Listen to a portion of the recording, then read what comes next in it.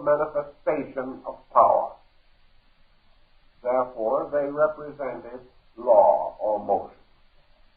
Because to the Greeks, law was also a movement.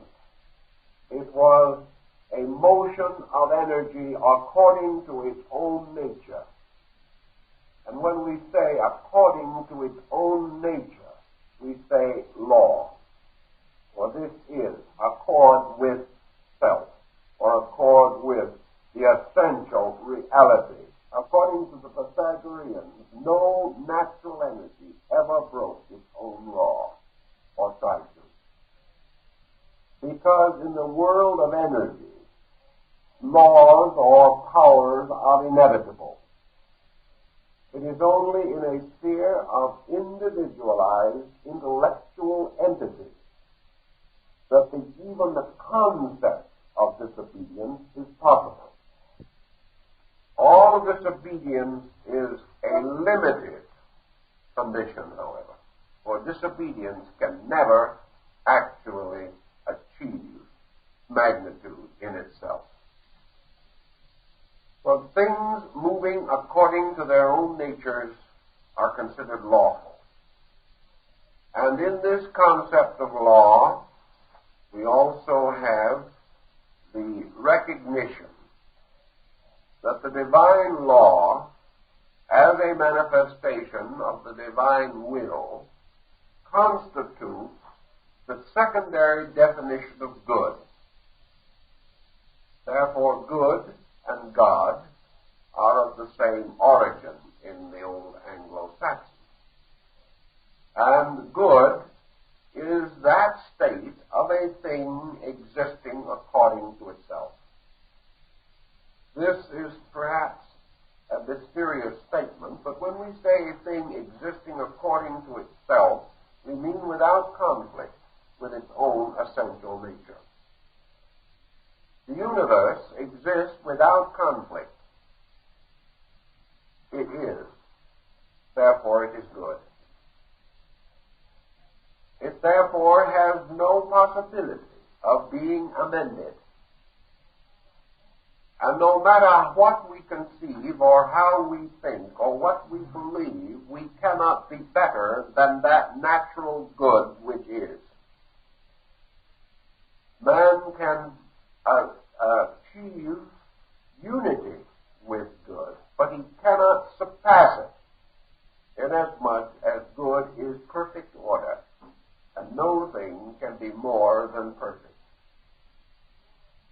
The will of deity in law and order is thus manifested most perfectly in the great process of creation. So creation is the unfoldment of the great flower of law. And within this flower, enthroned as the Buddhic figure within the cosmic lotus, is the lawmaker, forever throned upon the magnitude of its own manifestation. It is also called the symbol of the creative number because it is through law and the works of law that the Creator is most evident to the creation.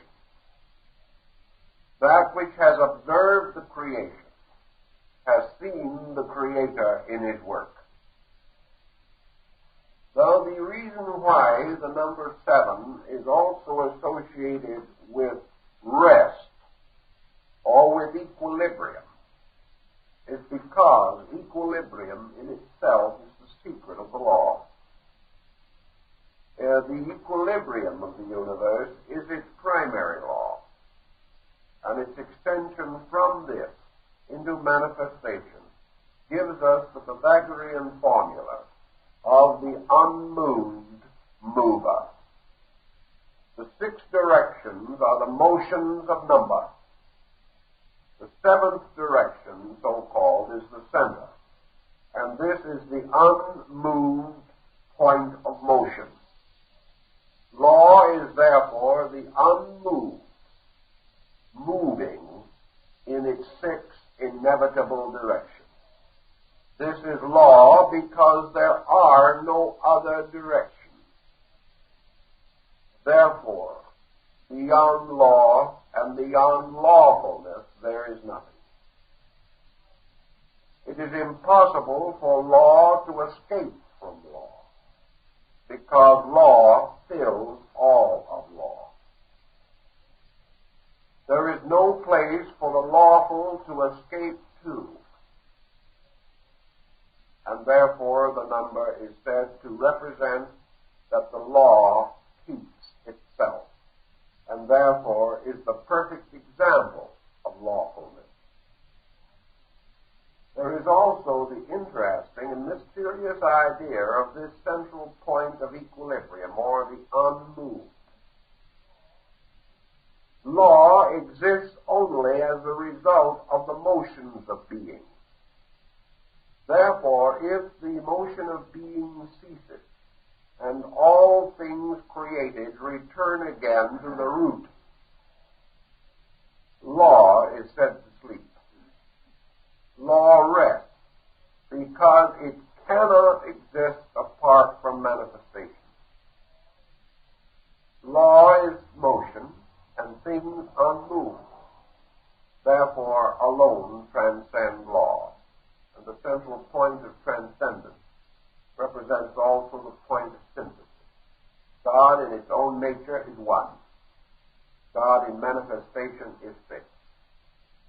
God, the nature plus the manifestation equals 7, which is the exhaustion of the creative power of number.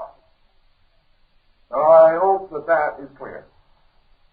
Anyway, we must now go on to the next symbol, which is the Ogdoad, or the 8.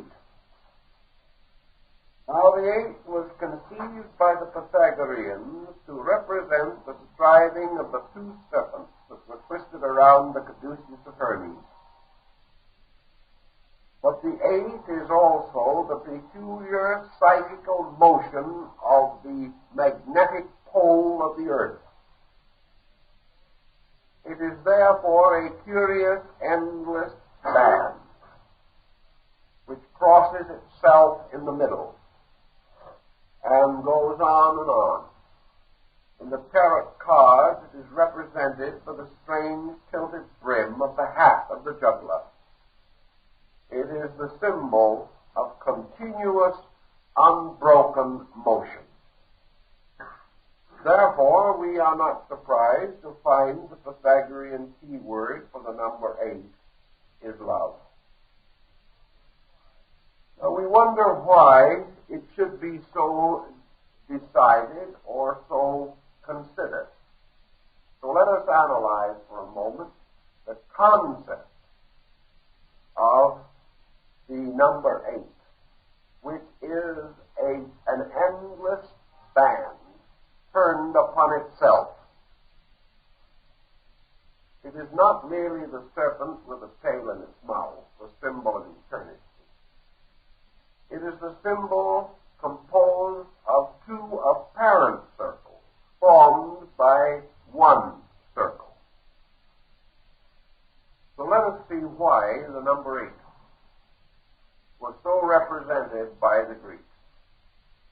Of course, the number 8 is a number which, if divided, gives us 2 fours, which, if in turn divided, gives us 2 twos, which, if in turn divided, gives us 2 ones. Therefore, the number 8 is called a number reducible to unity, because it is susceptible of an equal division into ones, which many numbers are not. The 3, for example, cannot be divided equally into 1, unless you want to say 3 ones. But when you divide it, you do not get unity. You get a 1 and a 2. But in the number 8, you have a complete division. A half of 8 is 4. A fourth of 8 is 2. An eighth of 8 is 1. 4 plus 2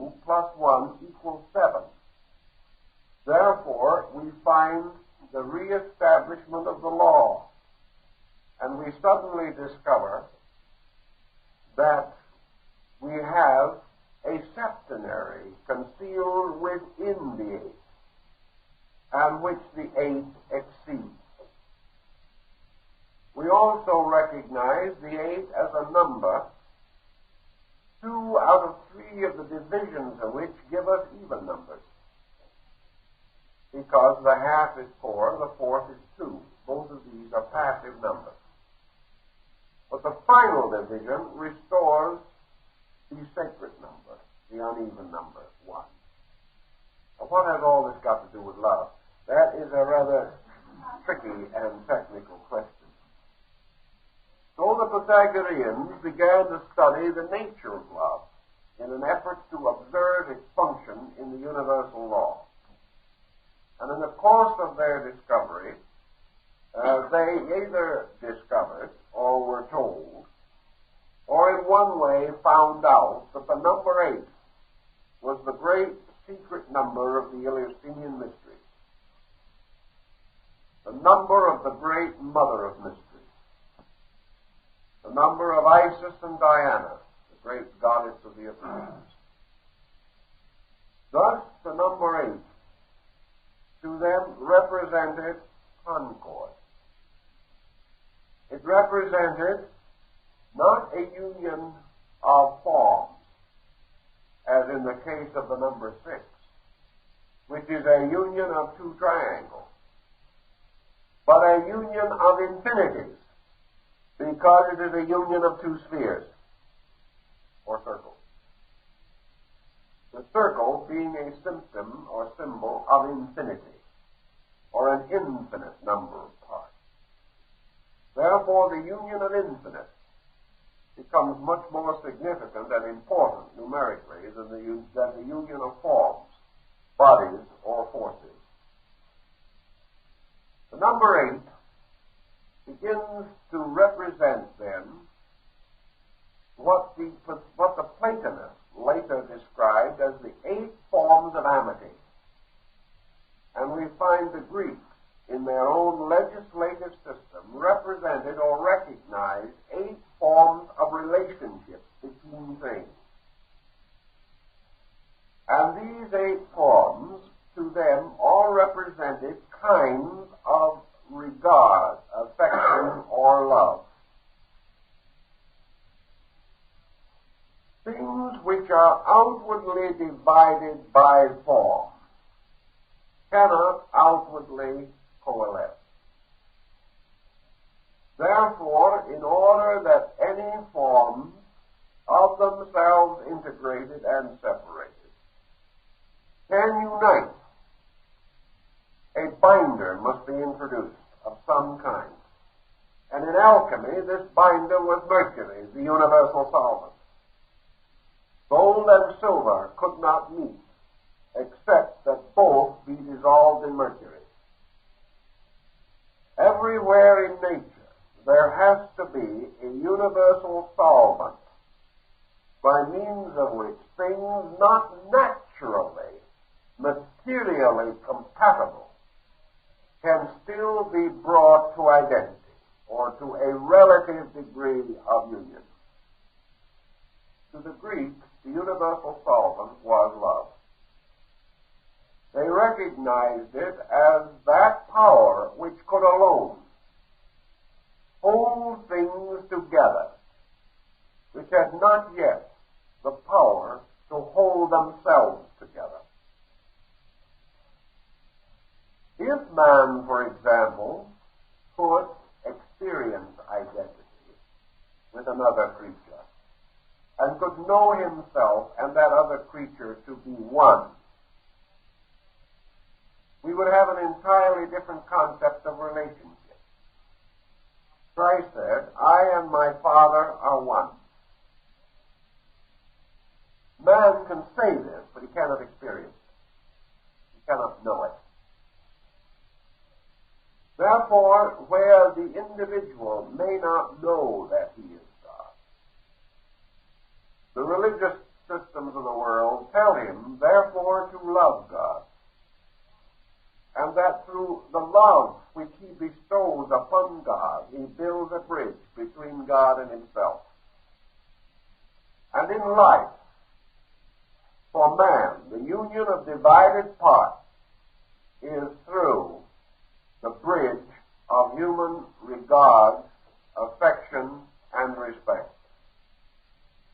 Now, the 8 is composed of 2 4s.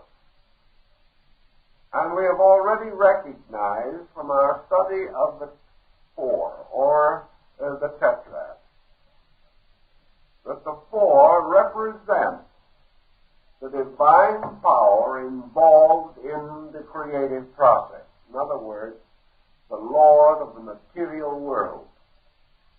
And also that part of man which is involved in the psychic mystery of generation. A 4 may likewise then be considered equivalent to the human psyche in the sense that it represents the demiurgus, or secondary creator. For as the universe creates the soul, so the soul in turn engenders the body, fashions it, forms it, and molds it into the likeness of itself. Therefore, an ensouled body, whether it be the solar system or a minute atom, all ensouled bodies are tetrads, because 4 is also the least number of surfaces that can enclose an area. Thus, any human being is a tetrad, a body and soul. The Ogdoad becoming the symbol of 2 ensouled bodies, therefore becomes the number of sympathy. Inasmuch as 2 ensouled bodies have all essential qualities in likeness or in similarity, all creatures, we will say then, are ensouled bodies. Yet having this great identity of fact in common, they cannot get along. They cannot recognize that in all essentials they are one, and that what we call diversity is entirely of matters not essential or essentially real.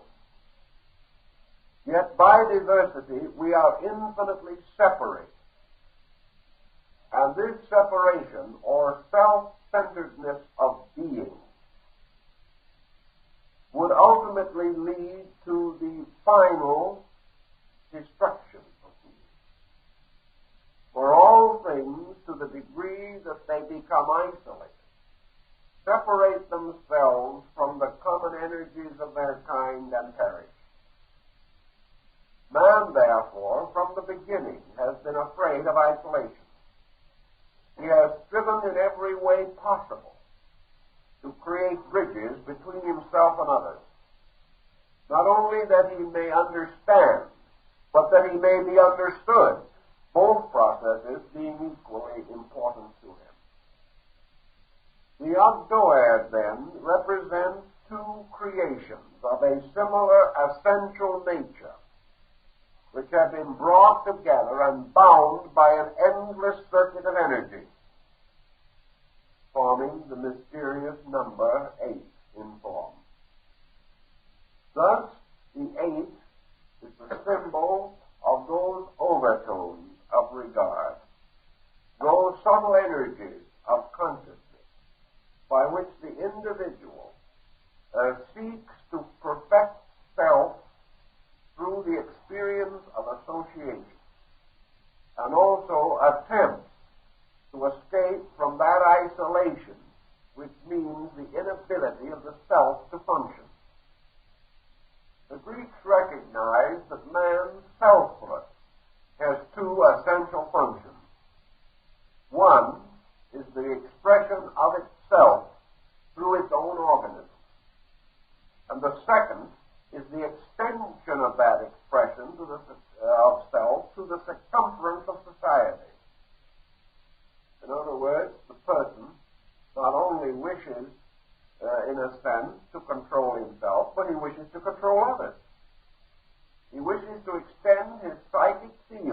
beyond the circumference of his own body. He wishes to exert influence, which, moving from him, permeates other things, changing them, altering them, modifying them, influencing, controlling them, and perhaps even destroying them. This motion of influence from each person, therefore, becomes the basis of conflict.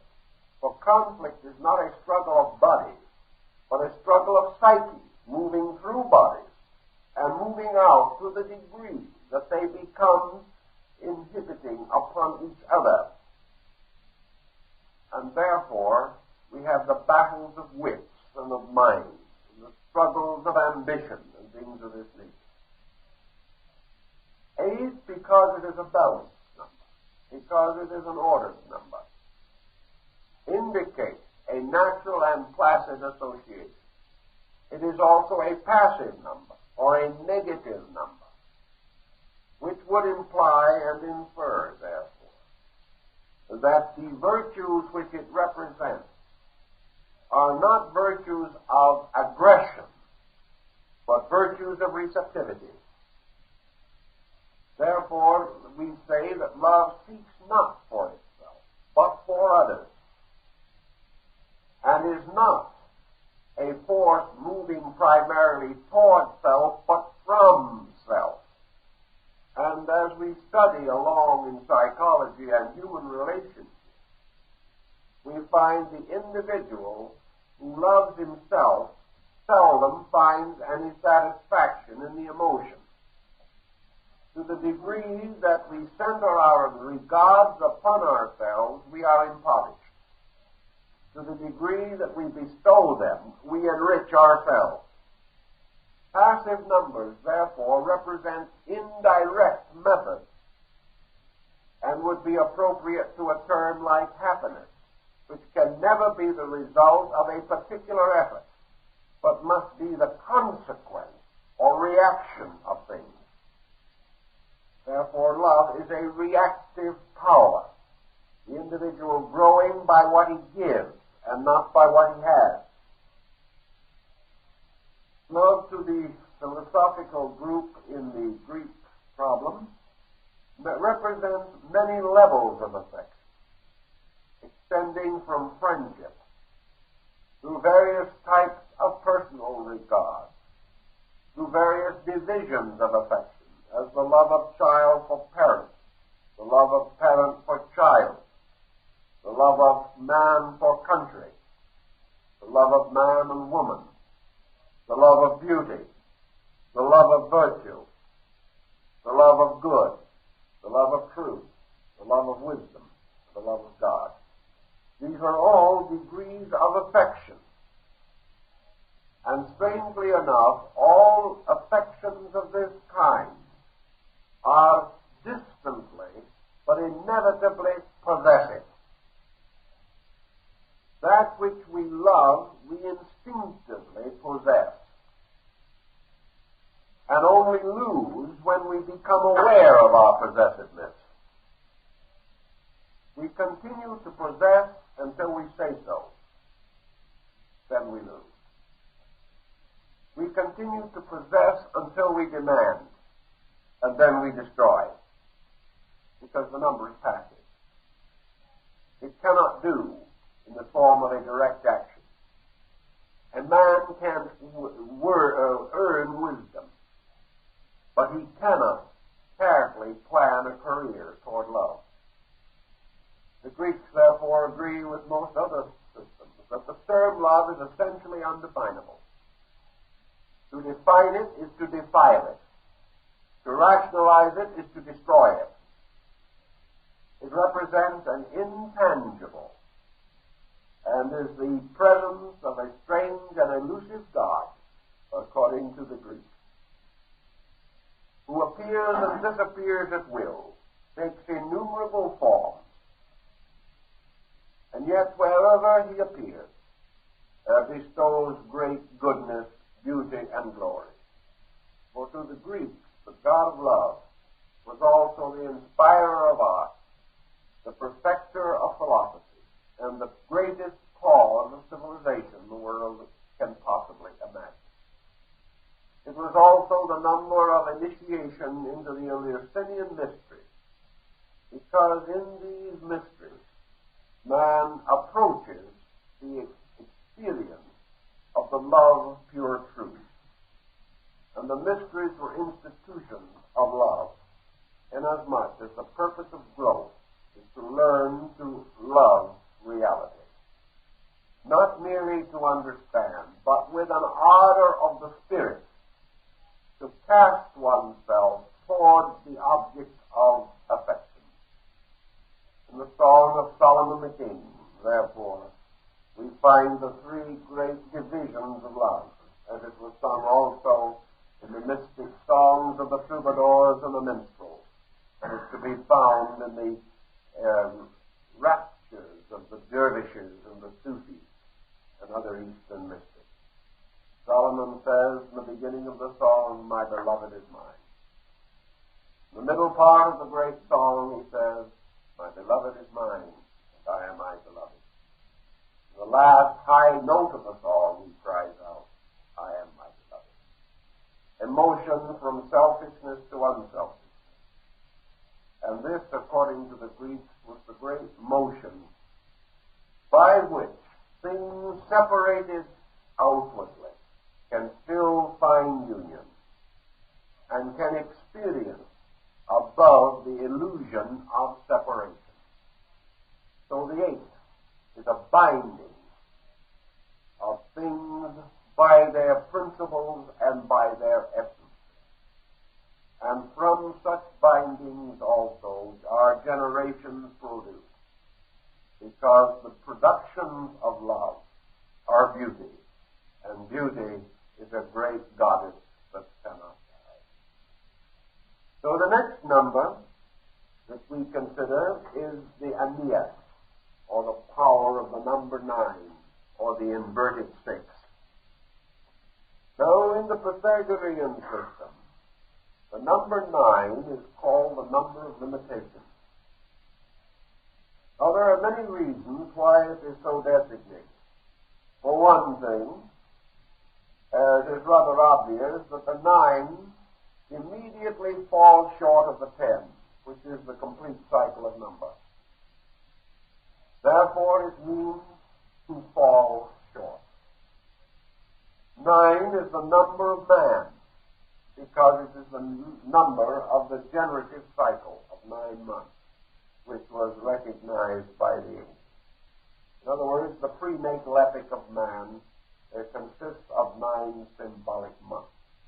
And also, in the same Eleusinian and Sabasian rites among the Greeks, the lesser mysteries, or the degrees of the lesser rites, were 9 in number, to represent the human being in his prenatal existence.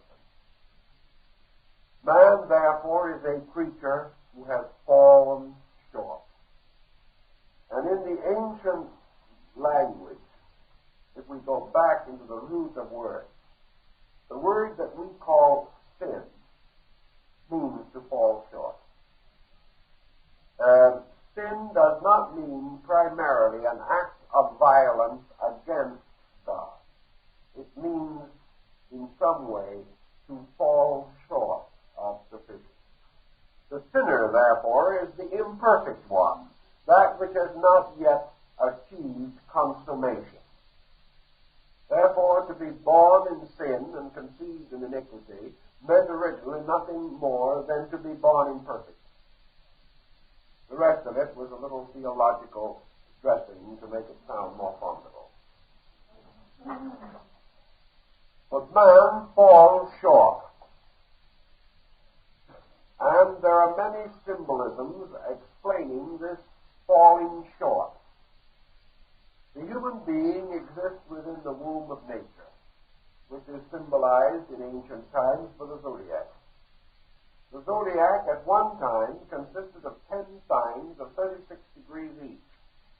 Later, the compound sign of Virgo Scorpio was broken, and the sign of Libra or equilibrium was placed between.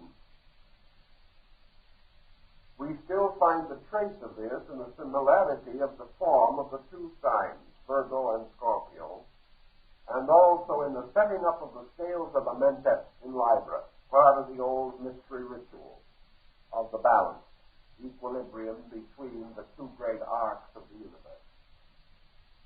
But in the Greek system, the concept of the 12 divisions of the zodiac was also known at the time of Pythagoras.